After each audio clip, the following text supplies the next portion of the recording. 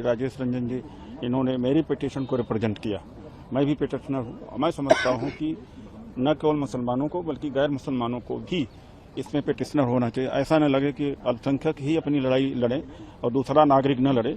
उस नागरिक की हैसियत से हमने अपनी पिटीशन यहाँ फाइल की है और जो प्रिलिमिनरी हियरिंग हुई है, जो इंडिकेशन मिले हैं उसमें यह है कि जो गैर मुस्लिम रखने का प्रावधान है उसको सुप्रीम कोर्ट शायद खत्म करने जा रहा है। वक्फ बाय यूजर जो एक प्रिंसिपल ले डाउन हुआ था बाबरी वाले केस में कि अगर कोई आदमी दान देता है अपनी जमीन कब्रिस्तान को किसी चीज के लिए तो उसको क्वेश्चन नहीं किया जाएगा। जो यूज कर रहा है उसका अधिकार होगा, उसको सरकार ले नहीं सकती। बाकी हमारे जो लीगल पॉइंट्स हैं वो शाहिद अली जी रखेंगे। देखिए, इसमें 8-10 जो इनके मेन चीज थी, 8-10 में से जो 2 मेन अटैक थे इनके, वो थे ये वक्फ बाय यूजर को खत्म करना चाहते थे, कर लिया इन्होंने अमेंडमेंट के जरिए, और 2 नॉन मुस्लिम को वक्फ काउंसिल के अंदर ये लेके आना चाहते थे। ऑनरेबल सुप्रीम कोर्ट में आज तकरीबन 3 घंटे की हियरिंग के बाद में ऑनरेबल सुप्रीम कोर्ट साफ वाजे किया है कि हम ये ऑर्डर पास करेंगे या हम ऑर्डर पास करना चाह रहे हैं, ये जिसपे स्टेट काउंसिल ने यानी गवर्नमेंट काउंसिल ने कहा जी कल तक के लिए मुलतवी कर दीजिए। तो वो जो वहां पर बताया गया था वो ये बताया गया था ऑनरेबल सुप्रीम कोर्ट की तरफ से कि हम वक्फ बाय यूजर को रिटेन करेंगे इंट्रीम जब तक इसकी पूरी सुनवाई ना हो जाए, यानी इंट्रीम ऑर्डर इस तरह का करने जा रहे हैं। दूसरी चीज क्या थी इसमें कि जो नॉन मुस्लिम को आपने इंक्लूड किया उसको भी हम स्टे करेंगे। अभी ये इंट्रीम ऑर्डर के ऊपर बात चल रही है, फुल्ली इनको एग्जामिन किया जाएगा सारी चीजों को। अब ऑनरेबल सुप्रीम कोर्ट इसको खुद एग्जामिन करेगी या किसी दूसरी हाई कोर्ट को रेलीगेट करेगी, ये ऑनरेबल सुप्रीम कोर्ट ने कल डिसाइड करके बताना है। लेकिन ये जो 2 चीजें हैं, 2 प्रावधान जो मेन है, ये जो भी कुछ होगा सुनवाई के लिए रखा जाएगा या दूसरी कोर्ट में जाएगा, ये ऑनरेबल सुप्रीम कोर्ट ने जो आज अपना माइंड दिया है उसके मुताबिक ये दोनों प्रावधान को स्टे करने के बाद दिया जाएगा। आज के लिए कोई इंटरिम स्टे नहीं है। आज के लिए कोई इंटरिम स्टे नहीं है, कल तक के लिए मुलतवी। मुझे लगता है कि कल स्टे हो जाएगा। हालांकि जो बेंच थी वो इंक्लाइन थी स्टे देने का, लेकिन उधर से सरकार की तरफ से जो तुषार मेहता जी थे उन्होंने इसको नहीं होने दिया। संभवतः यह रिलीफ कल मिल जाना चाहिए। सबसे पहले धन्यवाद करता हूं अपनी माननीय सर्वोच्च न्यायालय को, जहां का मैं 27 वर्षों से लाइफ टाइम मेंबर हूं। यहां उन्होंने बिल्कुल निर्भीकता, निष्पक्षता, निडरता के साथ बहुत जल्दी सुनवाई लगाई, जैसा जनरली नहीं सुनवाई हो पाती। लेकिन क्योंकि धार्मिक भावनाएं हैं, सवाल हैं लोगों के। वैसे तो ये वक्फ का अमेंडमेंट एक्ट बिल लोकसभा द्वारा पास हो चुका, उसके बाद राज्यसभा द्वारा पास हो चुका। आदरणीय जगदम्बिका पाल ने इसमें बहुत बड़ी कमेटी बना के उसका पूरी चर्चा की, सबके सुझाव लिए। All India Muslim personal law board ने भी दिया, देश के महामहिम राष्ट्रपति ने उस पर मोहर लगाई, अन्य राज्यों ने भी मोहर लगाई। वेस्ट बंगाल की अपनी हमारी बहन ममता दीदी जी उससे कुछ नाराज हैं, उनकी आपत्ति है, तो उनकी आपत्ति और ऐसे कुछ लोगों की जिनकी भी आपत्ति है, आपत्ति तो होगी, यही तो लोकतंत्र की परिभाषा है। कोई कहेगा इसमें कुछ गलत है, कोई कहेगा सही, लेकिन ज्यादातर लोगों ने लोकसभा, राज्यसभा और देश के महामहिम राष्ट्रपति जी ने उसको बहुमत से पास किया है। तो निश्चित तौर पर कुछ जो शिकायतें थी उनको दूर कर रही माननीय सर्वोच्च न्यायालय सुनवाई कर रही है, और जो भी परिणाम आएंगे वो अच्छे होंगे, जो भी फैसले आएंगे वो अच्छे होंगे। हमारी सर्वधर्म संभाव, सर्वजन हिताय, सर्वजन सुखाय की भावना और ये अपनानी चाहिए। देश में शांति रहना चाहिए, अमन चैन रहना चाहिए। इस तरह की जैसी ममता दीदी ने भाषा का प्रयोग किया, ये संवैधानिक भी पद पर बैठे हुए व्यक्ति के द्वारा कहीं से भी उचित नहीं है। आप मुख्यमंत्री हैं, आप कहिए हम सर्वोच्च न्यायालय आएंगे, आप कहती हैं पार्टी बन के आती, हमारे और भाई लोग यहाँ आए हुए हैं, इस्लाम को मानने वाले भारी मात्रा में आए हुए, वो अपनी बात रख रहे हैं तो वो कह सकते, लेकिन ऐसे कहना और जो वेस्ट बंगाल में दंगे हो रहे हैं वो उचित नहीं है। बांग्लादेश अलग है, वेस्ट बंगाल हमारा अपना है, बचा हुआ है, उसमें हमारे अपने लोग गुवाहाटी से चौपाटी, कन्याकुमारी से कश्मीर तक रहते हैं। यहाँ गंगा जमनी सभ्यता रहनी चाहिए और बाबा साहब डॉक्टर भीमराव अम्बेडकर संविधान जिस निर्माती सभा के सदस्य रहे उसका संविधान लागू होना चाहिए। सर्वोच्च न्यायालय और हमारी देश की संसद, महामहिम राष्ट्रपति जी की, लोकसभा राज्यसभा की भी गरिमा होनी चाहिए। देश के नेता प्रतिपक्ष राहुल गांधी जी को लगा इसमें कुछ गलत नहीं है, उन्होंने इस पर जवाब नहीं दिया, उसमें चर्चा पे भाग नहीं लिया, उन्होंने नहीं बोला। उनकी बहुत प्रिय बहन, हमारी बहन प्रियंका गांधी जी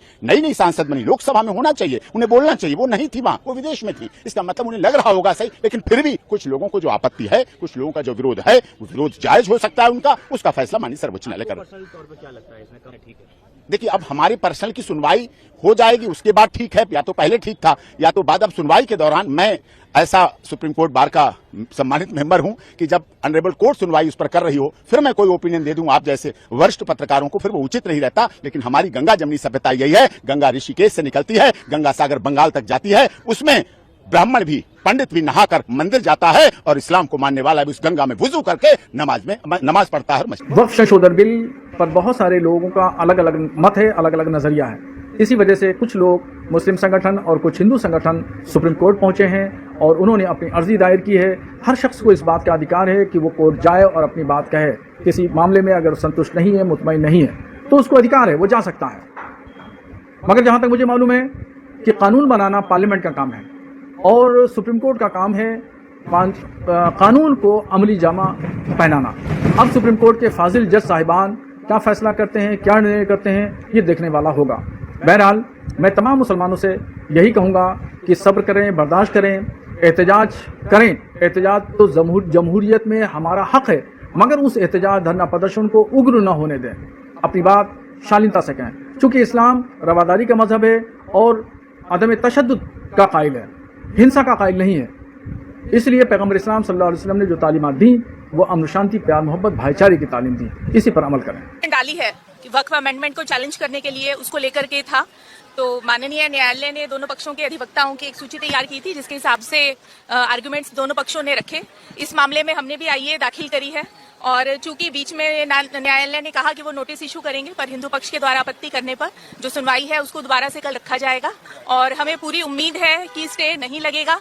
और कुछ जो पॉइंट ऑफ डिस्प्यूट्स हैं कि जो मुस्लिम पक्ष से रखे गए, उससे न्यायालय ने उस पर बहस हुई, दोनों तरफ से बहस की गई। तो अब देखिए, हमें पूरी उम्मीद है कि इस पे स्टे नहीं लगेगा। हाँ, इसमें अब जो एक हो सकता है वो ये हो सकता है कि जो वक्फ की प्रॉपर्टीज हैं उनके एक जो उनको डी नोटिफिकेशन से वो रोक दिया जाएगा।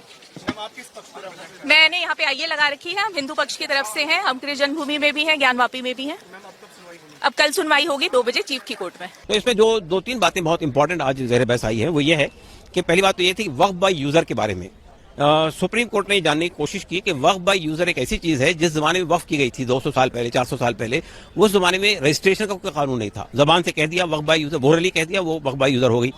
तो ये कहा गया कि कोई प्रॉपर्टी अगर मस्जिद है तो मस्जिद के हैसियत से इस्तेमाल हो रही हो, कब्रिस्तान है तो कब्रिस्तान के हैसियत से इस्तेमाल हो रहा है और बरसों से इस्तेमाल हो रहा है, तो वो मान लिया जाएगा कि वक्फ बाय यूजर, वो रजिस्टर्ड हो या ना हो, पेपर्स हो या ना हो, वो वक्फ बाय यूजर की कैटेगरी में थी। इस वक्त सरकार ने उसमें ये लगा दिया राइडर कि अगर कोई वक्फ बाय यूजर की प्रॉपर्टी है, अगर उस पर कोई डिस्प्यूट है या डिस्प्यूट खड़ा हो गया आइंदा, तो वो वक्फ बाय यूजर की कैटेगरी से निकल जाएंगे। दूसरी बात ये कही कि वो वक्फ बाय यूजर थी, मान लिया हमने, लेकिन अब उनको रजिस्टर्ड कराना पड़ेगा। तो जिनके पास पेपर्स ही नहीं है, लैंड रिकॉर्ड में नाम नहीं है, रेवेन्यू रिकॉर्ड में नाम नहीं है, तो वो कैसे रजिस्टर करवाएंगे? तो जाहिर है कि सरकार ये जानने की कोशिश कर रही थी, अदालत ये जानने की कोशिश कर रही थी कि वक्फ बाय यूजर को जो आपने मैनिपुलेट किया है इस कानून के अंदर, उसमें वो बचेंगी प्रॉपर्टी या खत्म हो जाएंगी। दूसरी बात जो इशू आया ज़ेर बहस कोर्ट के अंदर वो ये आया कि साहब ये जो कंपोजिशन है वक्फ बोर्ड का और सेंट्रल वक्फ काउंसिल का, उसमें आप जो कह रहे हैं 2 नॉन मुस्लिम्स होंगे, तो क्या 2 से ज़ायद भी हो सकते हैं? उनका नहीं, 2 से ज़ायद नहीं हो सकते। तो उनका कानून में तो ऐसी बात नहीं है। कानून में जो राइडर लगा हुआ था कि जो भी मेंबर आएंगे, चाहे बार काउंसिल से आए, चाहे वो पार्लियामेंट से आए, चाहे असेंबली से आए, उनके लिए लाजमन शर्त ये थी कि मुसलमान होंगे। तो अब आप जो कह रहे हैं कि 2 नॉन मुस्लिम्स होंगे और बाकी वो शर्त हटा दी गई, तो इसका मतलब ये माना जाए कि और ज्यादा नॉन मुस्लिम भी आ सकते हैं। तो उस पर कोर्ट ने, ये सरकारी वकील ने ये कहा कि नहीं, और नॉन मुस्लिम नहीं आ सकते हैं, ये मैं आपको श्योर कर रहा हूँ। तो उनका इसी आप जो बात कह रहे हैं वो बात में और कानून के अंदर दोनों में कंट्रडिक्शन है। तो उनका आप चाहें तो मैं इस पर एफिडेविट दे सकता हूँ। ये दूसरी बात है जिस पर बहस हुई। तीसरी बात, सरकारी वकील ने ये समझाने की कोशिश की कोर्ट को कि हमने लेडीज के लिए इसमें प्रोविजन निकाला है, हमने पसमानदा के लिए निकाला है। तो ये कहा गया कि ये सब पहले भी था, लेडीज के लिए भी प्रोविजन मौजूद था, पसमानदा के लिए प्रोविजन मौजूद था, तो कोई नई बात आप नहीं कह रहे हैं। तीसरी बात इसके अंदर जो बहस आ रही थी वो ये थी कि ये जो ट्राइब्यूनल है, ट्राइब्यूनल को खत्म करके आप सरकार का अगर डिस्प्यूट है, तो आप ये कह रहे हैं कि सरकार का डिस्प्यूट है तो वो ट्राइब्यूनल नहीं तय करेगा। उसके लिए पहले कलेक्टर की बात की थी, अब डिजिग्नेटेड ऑफिसर की बात कही जा रही है। तो ये जो मतलब अगर डिजिग्नेटेड ऑफिसर है वहां पे और सरकार ही अपॉइंट करेगी, तो वो किसके पक्ष में फैसला करेगा? तो ये भी चीज जो है वो क्लियर नहीं कर पाई सरकारी वकील। तो यहीं पे आज ये कंक्लूड हुआ है। देखिए, वक्फ बाय यूजर, मैंने बताया आपको, वक्फ बाय यूजर का जो लॉ है वो ये है कि अगर कोई प्रॉपर्टी, मस्जिद है, कब्रिस्तान है, ग्रेवयार्ड है, दरगाह है, अगर वो एक लंबे अरसे से 100-200 साल से, 300 साल से, 400 साल से अगर वो मस्जिद की तरह इस्तेमाल हो रही है, वहाँ नमाज पढ़ी जा रही है, स्ट्रक्चर मस्जिद का है, या कब्रिस्तान है, वहाँ मुर्दे दफन किए जा रहे हैं, तो वो उसके कागज हो या ना हो, वो वक्फ बाय यूजर की कैटेगरी में आएगी। और सुप्रीम कोर्ट का फैसला है, once a Waqf always a वक्फ। तो ये इस कानून को, इस लॉ के अंदर से छेड़छाड़ की गई है। देखिए, मैं महसूस करता हूं कि सुप्रीम कोर्ट को कुछ ऐसे सेक्शंस हैं, हम तो चाहते हैं कि पूरे लॉ के ऊपर स्टे लगे, लेकिन कुछ सेक्शन के ऊपर तो स्टे लगना ही चाहिए। तो हमें उम्मीद है कि सुप्रीम कोर्ट जिस तरह बहस कर रहा है, जिस तरह उसके अंदर हमारे जो जजेस हैं वो पूछ रहे हैं सवाल, तो उससे मुझे उम्मीद बन रही है कि बहरहाल कुछ तो स्टे होगा। कुछ नहीं, कुछ खास नहीं। जो मतलब न्याय आयोग ने मुझको बुलाया था, मैं आया और उन्होंने जो सवालात किए थे उसका मैंने प्रयास किया, जो भी सही हो सकता था वो मैंने सारे जवाब उनको दे दिए हैं। जो जानकारी वो चाहते थे वो जानकारी मैंने उनको उपलब्ध करा दी।